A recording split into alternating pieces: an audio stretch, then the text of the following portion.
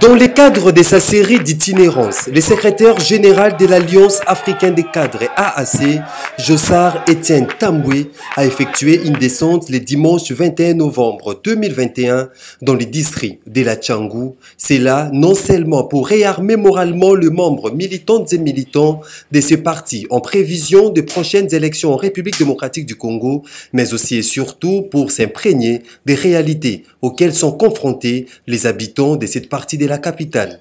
Ainsi, l'occasion faisant les larrons, Jossar Etienne Tamboué a procédé également à l'installation du coordonnateur de l'AAC Tchangou et ses bourgmestres qui ont pour mission de faire rayonner davantage les drapeaux de l'AAC dans cette contrée.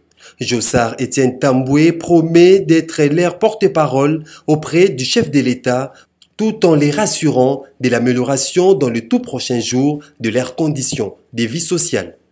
Je suis en tournée pour réarmer moralement les membres de mon parti AAC. Notre descente à Tchangou, c'était pour nous imprégner de certaines réalités. D'abord, installer les coordonnateurs de Tchangou en la personne de Marius Kabemba et aussi installer les bourgmestres qui vont travailler avec lui. Le Tchangou est constitué avec 5 communes. Il fallait d'abord un dialogue franc et sincère avec nos militants. Dans cet échange, j'ai beaucoup appris, raison pour laquelle j'ai pris l'engagement solennel d'être leur porte-parole auprès de l'autorité du pays. J'ai cité Félix Antoine Tshisekedi Tshilombo.